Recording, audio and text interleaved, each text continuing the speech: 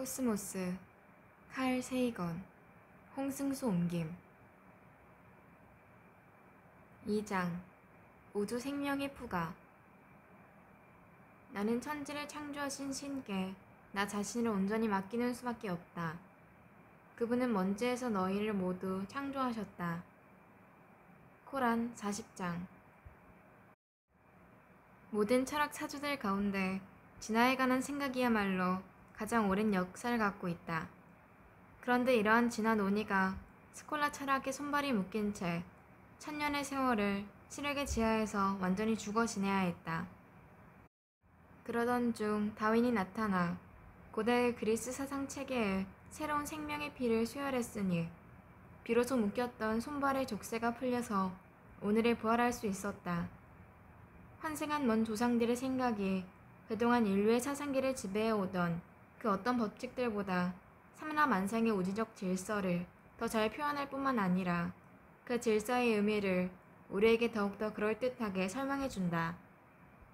70여 세대를 이어온 우리 후손들의 고지식함과 주기찬 맹신 그리고 미신을 오늘의 탓해본들 무슨 소용이 있겠는가.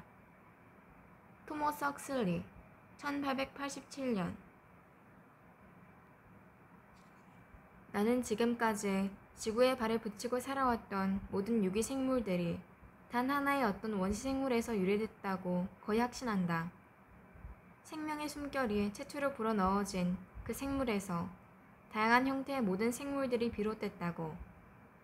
이러한 생명권에는 모종의 숭고함이 서려 있어 우리의 행성 지구가 불변의 중력 법칙에 따라 태양 주위를 거듭 도는 동안에 그리도 간단하기만 했던 원시 생물이 긴 진화의 과정을 밟으면서 다양한 형태의 수많은 생물 종으로 변신할 수 있었다. 그 원시 유기체가 우리 지구에서 이렇게 아름답고 저렇게 놀라운 생물들로 진화할 수 있었으며 그 진화는 지금도 계속되고 있다. 찰스 다윈, 종의 기원, 1859년.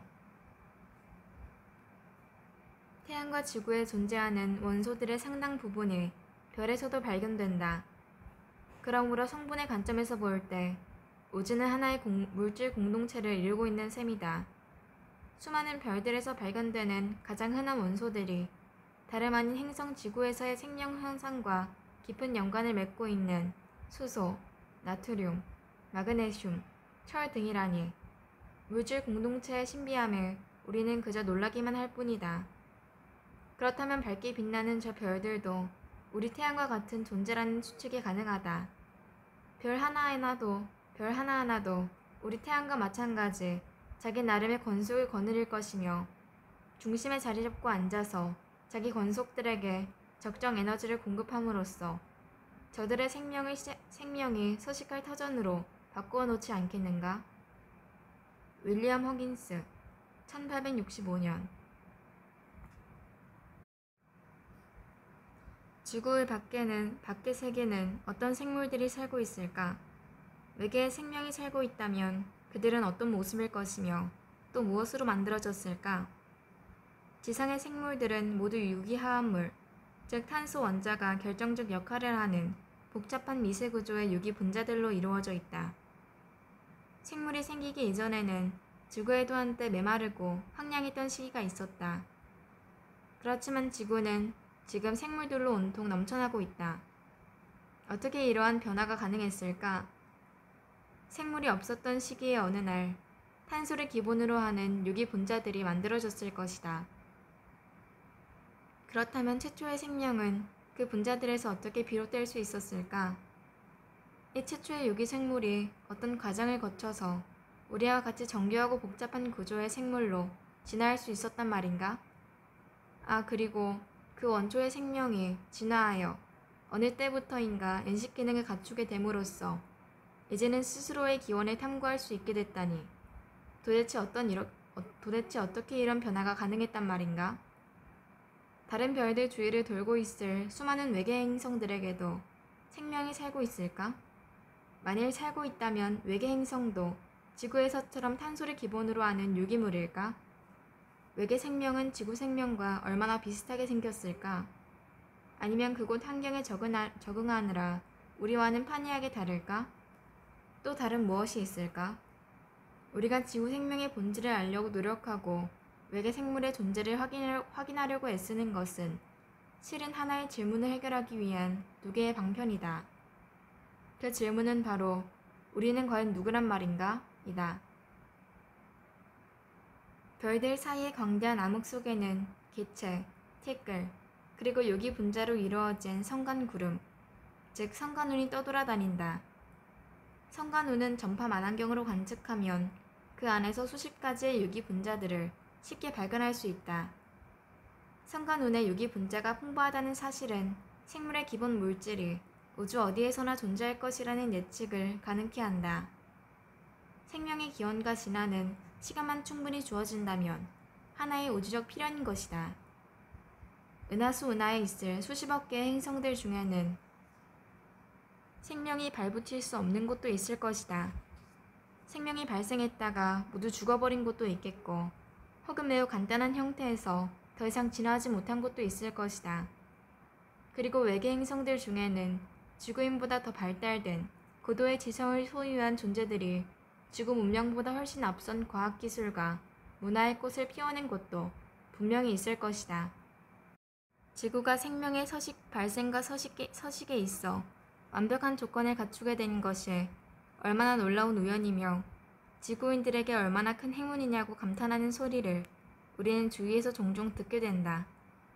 적절하게 유지되는 온도, 액체 상태를 유지하는 물의 존재, 산소를 충분히 포함한 대기권 등 사람이 살아가는데 꼭 필요한 조건들이 지구에 완벽하게 갖추어져 있는 듯하다. 하지만 이러한 감탄성 주장이 부분적으로는 원인과 결과를 혼동하는 데에 비롯한 것임을 알아둘 필요가 있다. 지구의 자연 환경이 인류에게 훌륭한 조건을 제공하는 것 같이 느껴지는 이유는 모든 생물들이 지상에서 태어나서 바로 그곳에서 오랫동안 성장해 왔기 때문이다. 초기 생물들 중에서도 지구 환경에 잘 적응하지 못한 종들은 모두 사라져버렸다. 우리는 다행히 잘 적응할 수 있었던 유기물의 후손이다. 우리와 다른 세상에서 진화하고 적응해서 살아남은 물질들은 또한 자기네 환경을 극찬할 것임에 틀림이 없다. 지상의 모든 생물들은 서로 밀접하게 연관되어 있다. 같은 유기 화학적 원리가 지상의 생물들을 지배하고 있다.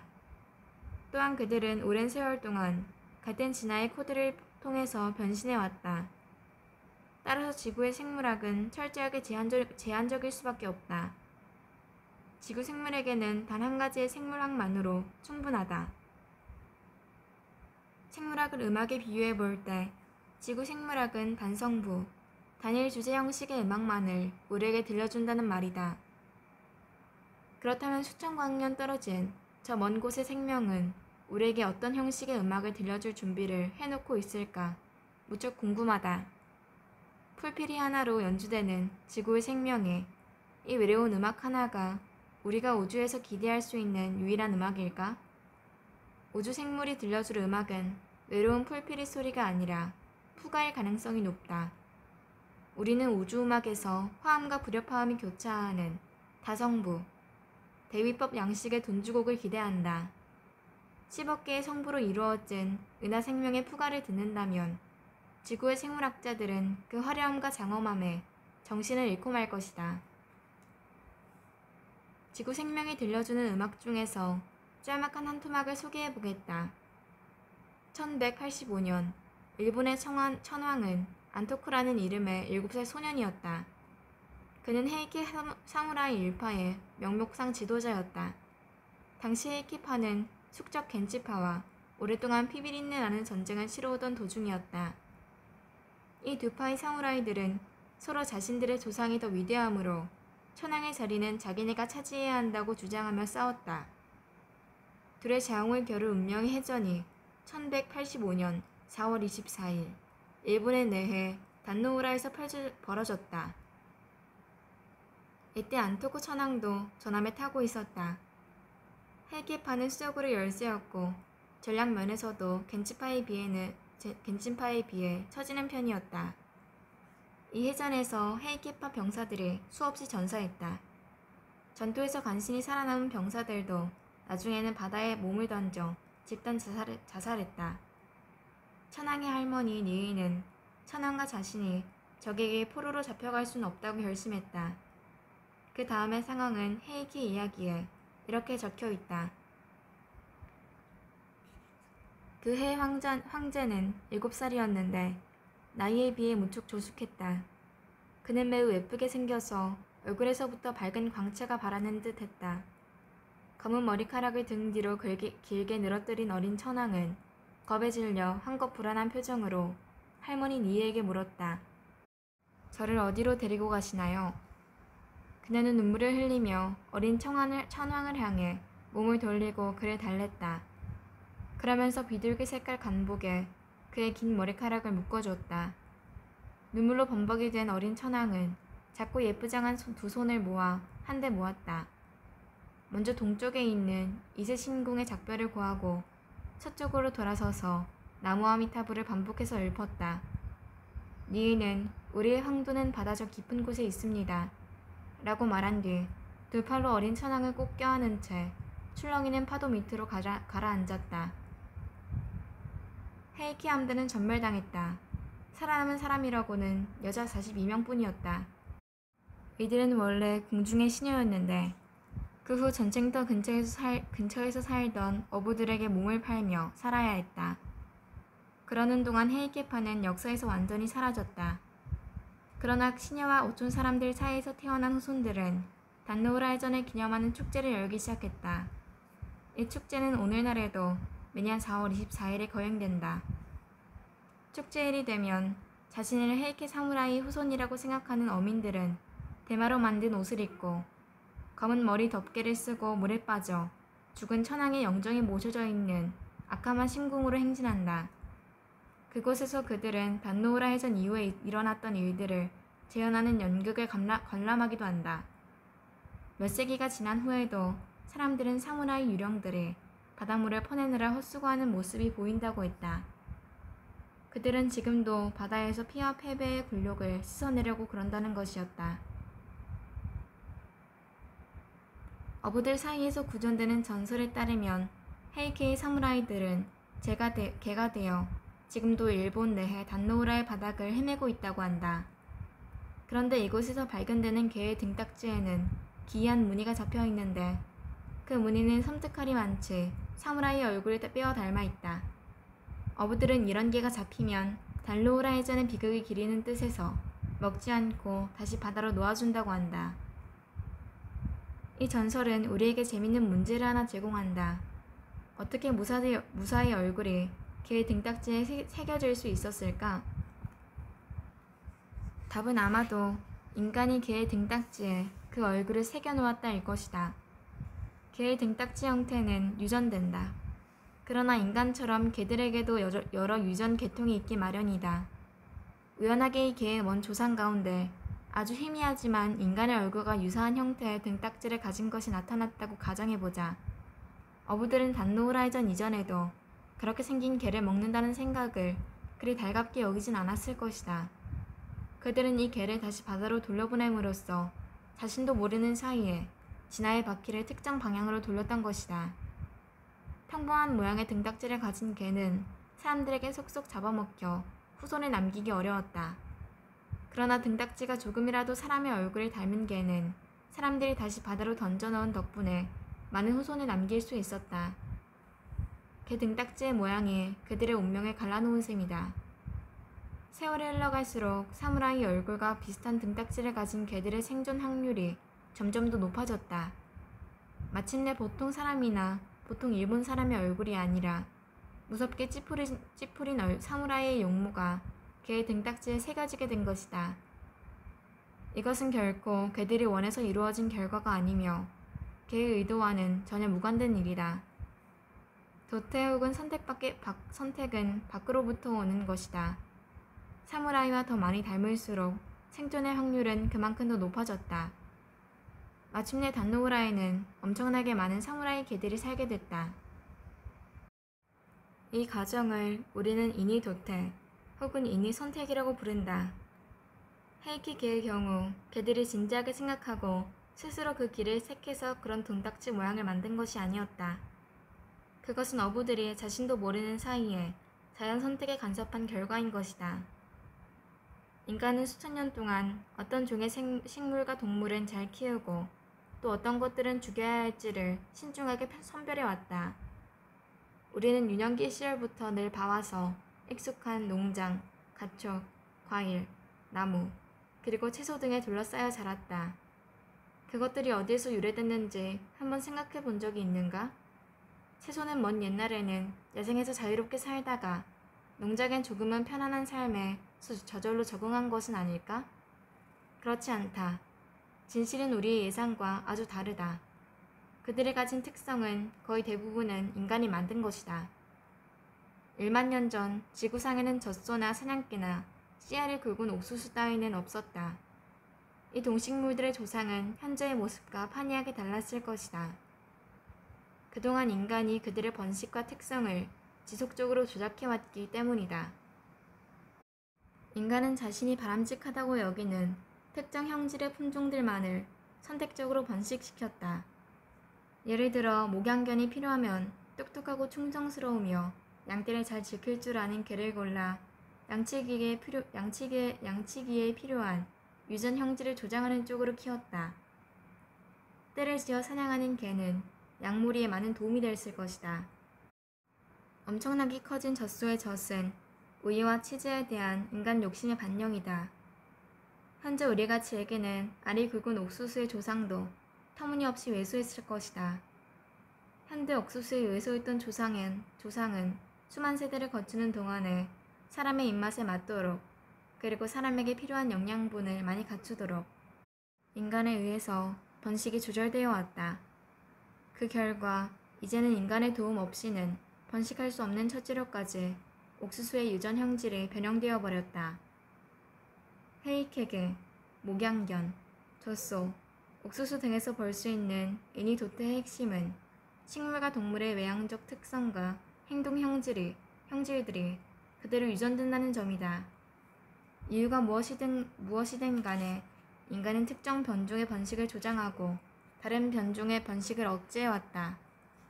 전자는 우점종이 되어 마침내 크게 번성했지만 후자는 그 수가 크게 줄거나 혹은 멸종에 이르렀다. 인간이 동식물의 새로운 품종을 만들 수 있을진데 자연이라고 그렇게 못할 이유가 어디 있겠는가? 자연적으로 유전 형질이 변하는 과정을 우리는 자연 도태 혹은 자연 선택이라고 한다. 생물이 오랜 시간 동안 근본적으로 변해왔음을 우리는 화석을 통해 분명하게 알 수 있다. 그렇다고 유전 형질의 변화가 억겁의 세월을 요하는 것은 아니다. 지구의 역사에서 인류가 주인으로 군림하기 시작한 것은 극히 최근의 사건이라는 사실과 인류가 지구의 주인으로 군림하는 동안 가축이나 채소가 겪은 변화의 정도가 얼마나 컸던가를 함께 고려한다면 생물의 변이는 부정할 수 없는 현실로 우리에게 다가온다. 화석에 남겨진 생명 진화의 기록에서 우리는 한때 번성했던 종들이 지금은 흔적도 없이 사라진 경우를 허다하게 보게 된다. 지구 역사에서 현존하는 종보다 훨씬 더 많은 수의 종들이 과거에 이미 멸종되어 버렸다. 그들은 진화라는 실험에서 실패한 결과물이었다. 야생동물의 가축으로 길들이는 과정에서도 인간이 유도한 유전 형질의 변화는 아주 빠른 속도로 진행되었다. 토끼는 중세 초기에 길들여졌다. 토끼는 프랑스의 수도사들이 처음 길들였다.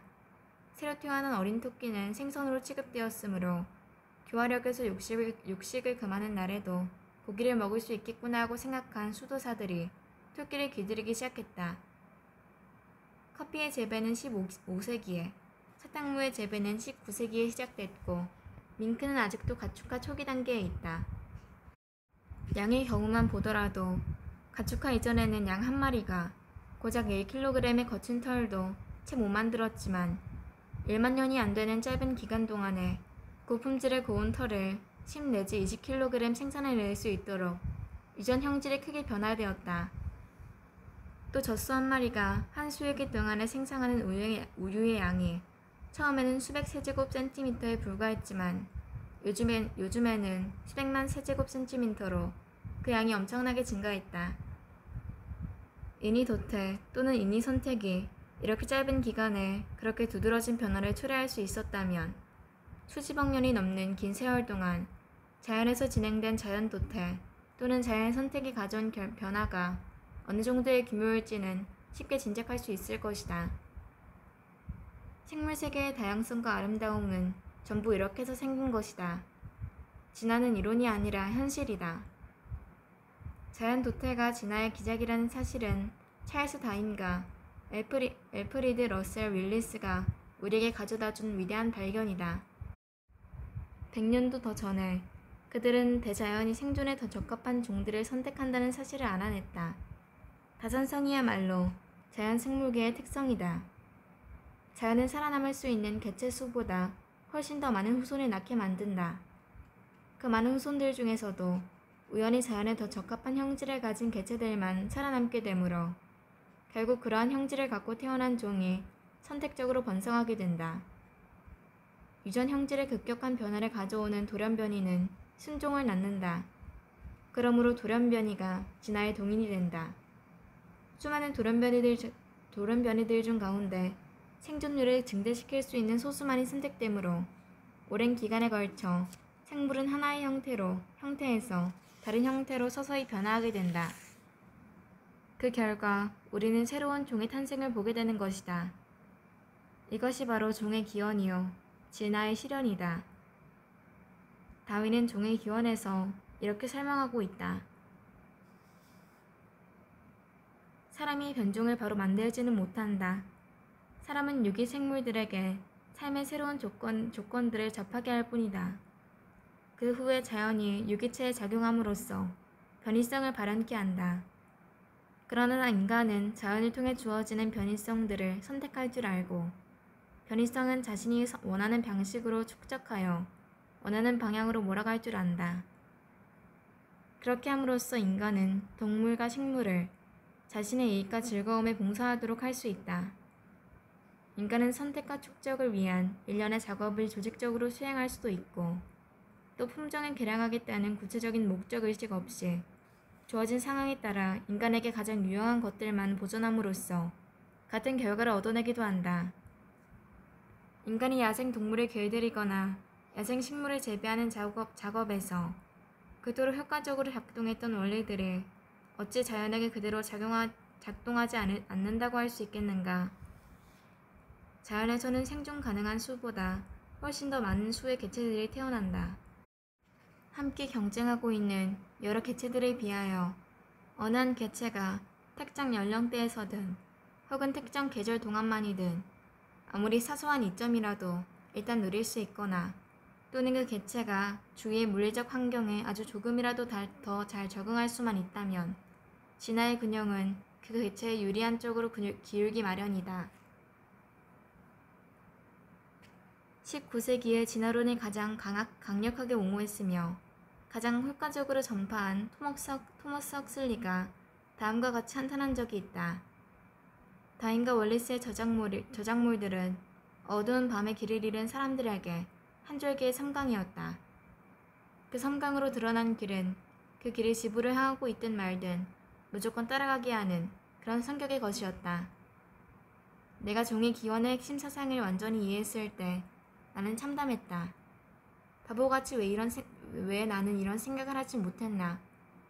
콜럼버스와 동시대를 살던 사람들도 같은 소리를 중얼거렸을 것이다. 변이성, 생존을 위한 투쟁, 그리고 환경 조건의 적응력과 같은 개념들은 우리 사이에 이미 충분히 알려져 있지 않았나. 그럼에도 불구하고 다윈과 월리스가 그 밤의 어둠을 헤쳐 없앨 때까지 종의 기원으로 이르는 길이 변이성, 생존 경쟁, 환경 적응 등의 개념 안에 있다는 사실을 우리 중 그 누구도 깨닫지 못했던 것이다. 많은 사람들은 진화론과 자연선택 이론을 들었을 때 심히 붕괴했다. 아직도 붕괴하고 있는 사람들이 많다. 우리 조상들은 지구 생물들의 우아함에 감탄했다. 즉, 생물의 자기 기능 수행에 얼마나 적합한 구조를 하고 있는지 이해한 다음 이것을 위대한 설계자에 대한 증거로 삼았던 것이다. 아주 단순한 단세포 생물마저 가장 정교하다는 회중시계보다 훨씬 더 복잡하다. 그뿐만 아니라 회중시계는 자기 조립이 불가능하다. 회중시계는 진짜로 작동하는 벽시계에 전자시계로 서서히 여러 단계를 거쳐 저절로 진화한 것이 결코 아니다. 시계가 있으면 그 시계를 만든 자가 반드시 있기 마련이다. 온 세상을 아름다움으로 가득 채우는 생명 현상의 다양성, 그리고 그 생명 현상들의 배후에 숨겨진 복잡 미묘함을 마주할 때마다 사람들은 깊은 외경의 감정에 빠질 수밖에 없다. 원자와 분자가 우연히 함께 들러붙어 미묘한 기능을 하는 생물로 변신하다니. 이 주장은 대부분의 사람들에게는 터무니없는 것으로만 들렸을 것이다. 생물마다 고유의 설계대로 만들어졌다는 생각, 하나의 종이 다른 종으로 결코 변신하지 않는다는 인식에 제한된 역사 기록에만 접할 수 있었던 우리 조상들에게는 그들이 알고 있던 생명 현상과는 완전히 일치하는 견해였던 것이었다. 위대한 설계자가 모든 생물을 정성들여 만들었다는 생각은 모든 자연 현상에 의미와 질서를 부여했고 인간 존재의 의미를 찾아주었다. 인간은 여전히 그러한 삶의 의미를 갈망하며 현대를 살아간다. 우리가 자연스럽게 받아들이고 있으며 마음에 들어하는 설계자가 존재한다는 생각은 생물 세계에 대한 전적으로 인간적인 해석인 것이다. 그러나 다윈과 월리스는 설계자가 존재한다는 생각만큼 우리의 마음에 들고 또 그만큼 인간적이지만 설계자의 존재보다 훨씬 더 설득력 있게 생명 현상을 설명할 수 있는 또 다른 해석을 제시했다. 그것이 바로 자연 선택이 진화의 원동력이라는 설명이었다. 자연 선택은 영겁의 세월 속에서 생명의 소리를 더 아름다운 음악 작품으로 조탁해왔다. 화석 기록이 위대한 설계자의 존재를 증명한다 라고 주장하는 사람도 있다. 설계자가 마음에 들지 않는 종은 버리고 새로 설계하여 또 다른 종을 만들었다고 생각한다면 화석 기록과 설계자의 존재 사이에 생긴 모순을 화해시킬 수 있다는 것이었다. 그렇지만 이러한 견해는 우리를 혼란스럽게 한다. 식물과 동물이 모두 그 나름대로 완벽하고 정교하게 만들어졌다면 이렇게 대단한 능력의 설계자가 처음부터 완전하게 의도된 다양성을 실현할 수 없어서야 어디 말이나 되겠는가? 오히려 화석 기록들은 위대한 설계자가 저지른 시행착오의 과거와 그의 미래 예측 능력에 숨어있던 한계를 적나라하게 보여주는 것이었다. 이러한 한계는 위대한 설계자에게 결코 어울리는 속성이 아니다. 냉정하고 변덕스러운 기질의 설계자라면 괜찮겠지만 말이다. 1950년대 초 내가 대학생이었을 때 운이 좋게도 나는 위대한 유전학자이자 방사선이 돌연변이를 유발시킨다는 사실을 발견한 허먼 조지프 멀러의 실험실에서 일을 할 수 있었다. 케이키가 인위 도태 혹은 인위 선택의 예임을 가르쳐준 것도 멀러였다. 유전학의 실용적 측면을 배우기 위해서 나는 두 날개와 큰 눈을 가진 작고 요신한 생물인 초파리를 가지고 실험을 하면서 많은 시간을 보내야 했다. 초파리의 학명에는 검은색 몸체에 이슬을 좋아하는 생물이라는 뜻이 있다. 우리는 초파리를 1파인드 우유병에 보관했다. 본래 유전자들의 재배열을 통해서 그리고 자연적 혼이 유도된 돌연변이를 통해서 어떤 형태의 새로운 종이 출현하는지를 관찰하기 위해서 두 개의 혈통을 교배시키는 실험을 하고 있었다. 암컷들로 하여금 병 안에 놓인 닭매를 알이 낳게 한 다음 그 병에 마개를 덮어 밀폐해 두었다. 그리고 수정된 알에서 나온 애벌레가 번데기를 거쳐 성충 초파리로 우화할 때까지 꼬박 2주 동안 관찰하는 실험이었다. 어느 날 나는 새로 태어난 초파리들을 에테르로 마취한 후 저배율의 쌍한 현미경을 통해 들여다보면서 정신없이 나탁털 붓으로 기통분리를 하고 있었다. 놀랍게도 아주 색다른 변종이 내 눈에 들어왔다. 흰색 대신에 빨간색의 눈을 가졌다든가 목에 굵은 털이 생겼다든가 하는 식의 작은 변이가 아니었다. 그 변종은 눈에 띌 정도로 큰 날개와 털이 난 긴 더듬이를 가진 또 하나의 완전한 생물이었다. 주요한 진화론적 변이는 결코 한 세대 내에서 일어날 수 없다고 이야기해왔던 멀러였는데 하필 그의 실험실에서 그런 예가 발생하다니. 그것도 하나의 운명의 장난이거니 하고 나는 생각했다. 그래도 이것을 멀러에게 설명하는 것은 기분 내키지 않는 일이었다.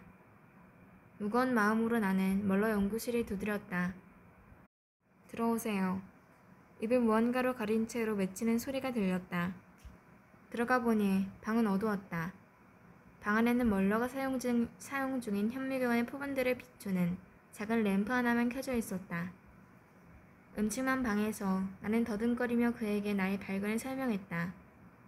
아주 다른 종류의 파리를 발견했고 그것은 당밀에 있는 번데기가 우아한 것이 확실하다고 이야기했다. 그리고 멀러의 주장에 흠이 낼 생각은 아니었다고 설명했다. 그가 물었다. 그것이 파리 목보다 나비목에 속하는 것처럼 보이지 않던가? 램프가 아래쪽에서부터 그의 얼굴을 비추고 있었다. 내가 그의 말을 얼른 알아듣지 못하자 그가 내게 다시 물었다. 날개가 크지 않던가?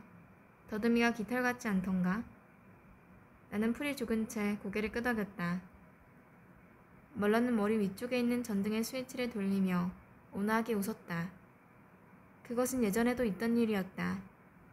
초파리 유전학 실험실에는 그가 방의 상황에 잘 적응한 또 한 종류의 생물이 살고 있었다. 그것은 바로 초파리와 아무 관계도 없는 나방이었다.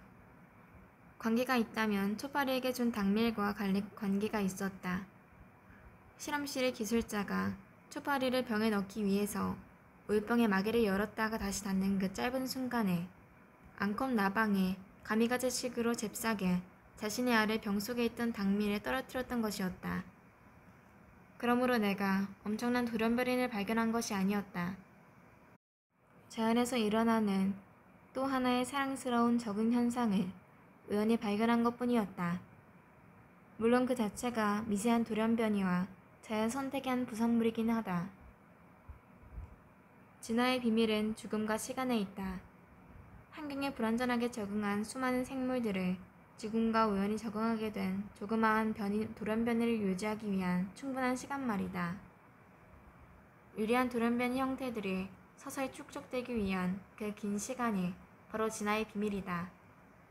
다윈과 월리스에게 퍼부어졌던 그 엄청난 반대의 목소리도 적어도 일정 부분은 억겁의 영혼은 고사하고 수천 년조차 상상하기 힘들어하는 인간의 속성에서 비롯된 것이었다. 단지 70년밖에 살지 못하는 생물에게 7천만 년이 도대체 무슨 의미를 갖겠는가? 그것은 100만 분의 1에 불과한 찰나일 뿐이다. 하루 종일 날갯짓 하다가는 나비가 하루를 영원으로 알듯이 우리 인간도 그런 식으로 살다 가는 것이다. 지구에서 일어나는 진화는 어쩌면 다른 세계에서 일어나는 생명 진화의 한 가지 전형일지도 모른다. 그러나 단백질과 관련해서는 일어나는 화학적 현상이나 뇌에서 이루어지는 신경학적 현상들처럼 세부적인 면을 살펴본다면 지구의 생명 현상은 은하수나 그 어디에서도 기대할 수 없는 지구 생명만의 고유한 특성이라고 나는 믿는다. 지구는 대략 46억 년 전에 성간 기체와 태클에 응축된 구름 속에서 만들어졌다. 화석 기록을 통해서 우리는 최초의 생명이 대략 40억 년 전 원시 지구의 바다나 연못에서 태어났다고 알고 있다. 최초의 생물은 오늘날의 단세포 생물만도 못한 것이었다. 단세포 생물은 고도로 정교한 형태를 구비한 어엿한 생물이다. 생명의 첫 걸음은 이보다 훨씬 보잘것없는 수준에서 시작했다. 원시 지구 대기의 주성분은 수소 원자를 여러 개 가진 간단한 구조의 분자들이었다. 이 분자들은 태양에서 복사된 자외선과 번개의 전기 방전을 통해서 쉽게 해리되었다. 분자에서 떨어져 나온 작은 원자와 분자들이 우연히 재결합하면서 더 복잡한 물질로 만들어졌다. 거기에 점진적으로 더 복잡한 일종의 유기물 수프와 같은 물질로 서서히 변해갔다. 마침내 수프에 들어있던 다른 종류의 분자들은 분자들을 바탕으로 하여 스스로를 비슷하게 복제할 수 있는 새로운 분자가 아주 우연하게 만들어졌다. 이 주제는 나중에 더 다룰 것이다. 이렇게 해서 앞으로 모든 지상 생명 현상의 주인공 구실을 하게 될 디옥시리보액산의 분자, 다시 말해 DNA의 원형이 탄생하게 된 것이다.